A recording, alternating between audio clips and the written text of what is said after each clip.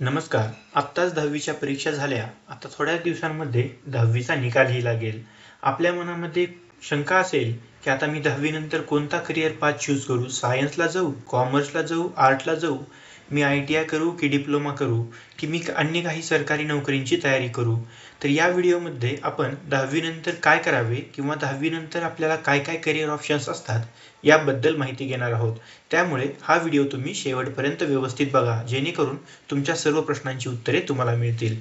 तत्पूर्वी आपले हे चॅनल म्हणजेच नॉलेज ते ही मराठीतून हे चॅनल जर तुम्ही सबस्क्राईब केले नसेल तर नक्की चॅनलला सबस्क्राईब करा, जेणेकरून भविष्यात अशा नवनवीन माहिती ज्या मी टाकत राहील त्याची माहिती तुम्हाला मिळत राहील. चला तर मग हा व्हिडिओ सुरू करूया. सर्वप्रथम आपली 10वी झाल्यानंतर आपल्यासमोर महत्त्वाचे करिअरच्या दृष्टिकोनातून 3 ऑप्शन्स असतात. पहिला ऑप्शन असतो 11वीचा, दुसरा ऑप्शन असतो डिप्लोमाचा आणि तिसरा ऑप्शन असतो ITIचा.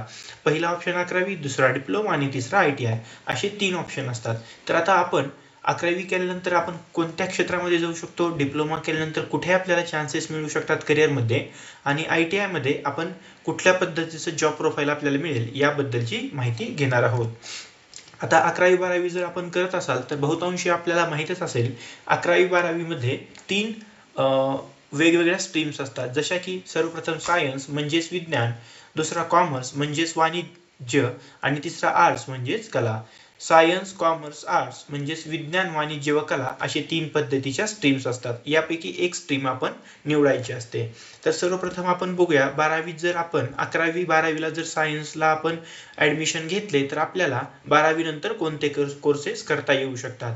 सर्वप्रथम आपण इंजिनिअरिंगला ॲडमिशन घेऊ शकता, मेकॅनिकल इंजिनियर होऊ शकता, कम्प्युटर होऊ शकता, IT होऊ शकता, इलेक्ट्रिकल होऊ शकता, इलेक्ट्रॉनिक्स होऊ शकता, मेकॅट्रॉनिक्स इंजिनियर, केमिकल इंजिनियर, भरपूर सारे प्रकारचे इंजिनियर आहेत.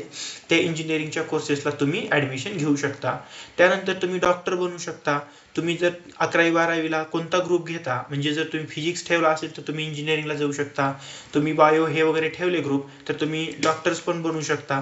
तर त्यानंतर तुम्ही कुठले कुठले डॉक्टरचे कोर्स करू शकता, BAMS होऊ शकता, तुम्ही BHMS होऊ शकता, MBBS होऊ शकता आणि त्यानंतर पुढे तुम्ही MD किंवा स्पेशलायझेशन पण डॉक्टर या क्षेत्रामध्ये करू शकता. म्हणजेच बेसिकली तुम्ही डॉक्टर होण्यासाठी इलिजिबल असू शकता 12वी सायन्स नंतर.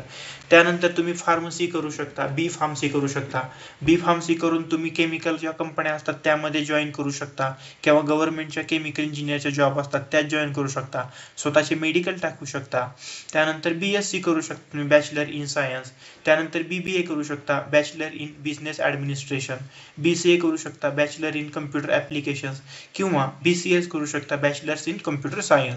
आणि याच्या व्यतिरिक्त आर्ट आणि कॉमर्स करून जे कोर्सेस तुम्हाला करता येऊ शकतात ते सर्व कोर्सेस, बहुतांशी सर्व कोर्सेस तुम्ही सायन्स केल्यानंतर तुम्ही त्या कोर्सेसला इलिजिबल असू शकता. हे झाले जर 10वी नंतर तुम्ही 11वी-12वीला सायन्स घेतले तर तुम्ही कोणत्या कोर्सेसला इलिजिबल असता.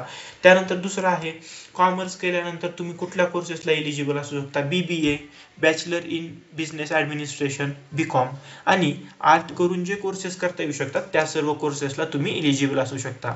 त्यानंतर 11वी-12वी मध्ये जर तुम्ही आर्ट्स घेतले तर तुम्ही कोणत्या कोर्सेसला इलिजिबल असू शकता, बॅचलर्स ऑफ आर्ट्स म्हणजेच BA, BBA, bachelors of business administration, पत्रकारिता आणि गव्हर्नमेंट एक्झाम. आजकाल बहुतांशी ज्या लोकांना सरकारी परीक्षांची तयारी करायची आहे, म्हणजेच राज्यसेवा असेल किंवा UPSC असेल, MPSC असेल किंवा रेल्वेतल्या एक्झाम असतील, दुसऱ्या कुठल्या एक्झाम असतील, तर आजकाल बहुतांशी लोक आर्ट्स घेत आहेत आणि पॅरलली 11वी पासूनच ते गव्हर्नमेंट एक्झामची तयारी करत आहेत. तर हाच एक चांगला ऑप्शन असू शकतो. त्याच्यानंतर डिप्लोमा कोर्सेस केल्यानंतर आपल्याला कोणकोणते डिप्लोमा कोर्सेस करता येऊ शकतात याची मी सर्व लिस्ट घेतलेली आहे. जसं की डिप्लोमा इन इंजिनिअरिंग करू शकता, मग सगळे ट्रेड आले, mechanical, electrical, electronics, computer, IT हे सगळे ट्रेड्स येतील. हॉटेल मॅनेजमेंट आहे, ग्राफिक डिझायनिंग आहे, वेब डिझायनिंग आहे, नर्सिंग आहे, आपण नर्स म्हणून जॉईन करू शकता कुठेही, फॅशन डिझायनिंग आहे, अकाउंटिंग आहे. भरपूर सारे असे डिप्लोमा कोर्सेस आहेत. तुम्ही हा व्हिडिओ पॉज करून तुम्ही हे कोणते कोणते कोर्सेस आहेत ते बघून घेऊ शकता. डिप्लोमा कोर्सेस भरपूर सारे डिप्लोमा कोर्सेस आहेत. त्यानंतर आपण ITI करू शकता. काही ITI कॉलेजेस असतात त्याच्यामध्ये इंजिनिअरिंग ट्रेड असतात, नॉन इंजिनिअरिंग ट्रेड आणि अदर ट्रेड असे 3 ट्रेड असतात. त्याच्यामध्ये इंजिनिअरिंगमध्ये फिटर आहे, वेल्डर आहे, Turner, electrician, mechanical, motor vehicle. Non इंजिनिअरिंगमध्ये कुठलं आहे, computer operated and programming assistant, hair and skin care आणि ब्युटी पार्लरचा जे असतो ब्युटी आणि कॉस्मेटॉलॉजी तोही तुम्ही करू शकता. अदर ट्रेड्समध्ये काय आहे, automobile, refrigeration and air conditioning म्हणजेच आपले एसीचे दुरुस्ती संदर्भातील पण कोर्स तुम्ही करू शकता ITI मध्ये. त्याच्यानंतर इतर पर्याय काय असतात, आता तुमचं 11वी-12वी झाली तर तुम्ही त्यानंतर पोलीस भरती किंवा RTO इन्स्पेक्टर होऊ शकता. जर तुमचा डिप्लोमा इन मेकॅनिकल किंवा ऑटोमोबाईलमध्ये झाला असेल तर तुम्ही RTO इन्स्पेक्टरसाठी सुद्धा एलिजिबल आहात. 11वी-12वी झाली असेल किंवा डिप्लोमा झाला असेल तर तुम्ही पोलीस भरतीसाठी सुद्धा एलिजिबल असता. मर्चंट नेव्हीमध्ये किंवा इंडियन नेव्हीमध्ये सुद्धा 12वी आणि डिप्लोमावरून भरपूर साऱ्या अशा जॉब वॅकन्सीज असतात, ह्याही तुम्ही भरू शकता. त्यानंतर सैन्यामध्ये पण तुम्ही जाऊ शकता, भारतीय सैन्यामध्ये 12वी वरून किंवा डिप्लोमावरून. आणि मग तुम्हाला जर पुढचे क्वालिफिकेशन्स करायचे असतील, म्हणजेच बॅचलर्स डिग्री करायची असतील तर त्याही तुम्ही करू शकता.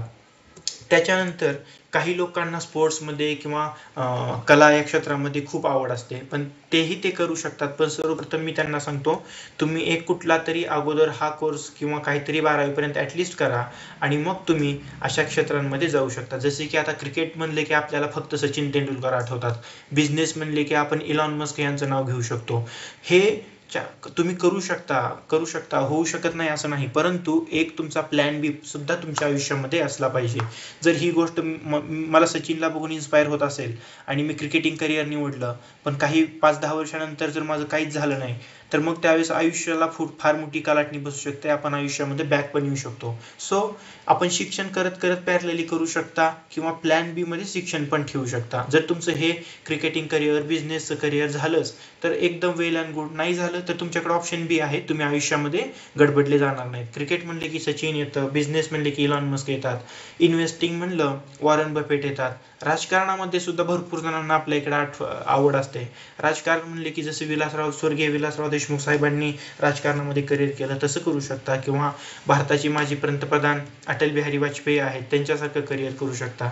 आजकालची तरुण पिढी सुद्धा शेतीमध्ये फार जास्त इंटरेस्ट दाखवत आहे. आपल्याकडे शेती म्हणजे शेवटचा पर्याय असं बघितलं जाऊ शकतं, पण जर खरंच शेतीची आवड असेल तर मग तुम्ही शेतकरी सुद्धा बनू शकता. टेक्नॉलॉजीचा यूज करून तुम्ही शेतकरी सुद्धा बनू शकता. तिथं सुद्धा चांगल्या पद्धतीची अर्निंग आहे.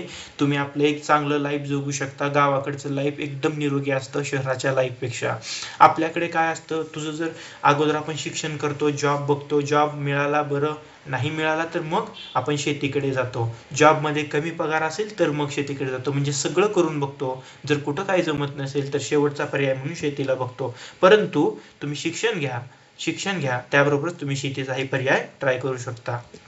त्याच्यानंतर काही जणांना आर्टची आवड असते, त्यांना पेंटर किंवा असे गोष्टी बनायच्या असतात, तुम्ही तेही ट्राय करू शकता. काही जण सिंगर बनू शकतात. आणि तुम्ही काही असू द्या, तुमच्या मनाची गोष्ट ऐका आणि त्यानंतर तुमचं करिअर चूज करा. परंतु शिक्षण हे फार महत्त्वाचं आहे. जसे की बाबासाहेब आंबेडकरांनी म्हणलेले आहे, शिक्षण हे वाघिणीचे दूध आहे, जो तो पेईल तो गुरगुरणारच. त्यामुळे तुम्ही अगोदर शिक्षण घ्या आणि मग तुम्ही ह्या पण गोष्टी पॅरलली करू शकता. आणि तुम्हाला माहीतच आहे, मी सांगू इच्छितो तुम्हाला, क्षेत्र कोणतेही असू द्या, शेवटच्या क्षणापर्यंत हार मानू नका.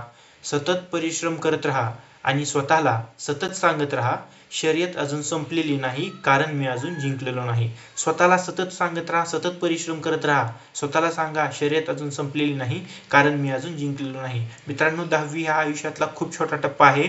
आयुष्य फार मोठं आहे, तुम्हाला अजून लांबवरचा पल्ला पार करायचा आहे. त्यामुळे स्वतःला असं सतत सांगत राहा, सतत परिश्रम करत राहा आणि एक दिवस ती शर्यत तुम्ही नक्की जिंकलेला असाल. हा व्हिडिओ कसा वाटला हे आम्हाला कमेंटमध्ये सांगा. तुम्हाला अजून कुठल्या करिअर संदर्भातील माहिती पाहिजे असेल तर कमेंट बॉक्समध्ये सांगा. हा व्हिडिओ लाईक करा, तुमच्या सर्व मित्रमैत्रिणींपर्यंत, गरजू लोकांपर्यंत हा व्हिडिओ शेअर करा. आपल्या चॅनलला सबस्क्राईब करा. आपल्याला काही शंका असतील तुम्ही आम्हाला नक्की विचारा, आम्ही त्या शंकांच्या प्रश्नांची उत्तर द्यायला प्रयत्न करत असतो. हा व्हिडिओ बघितला त्याबद्दल धन्यवाद.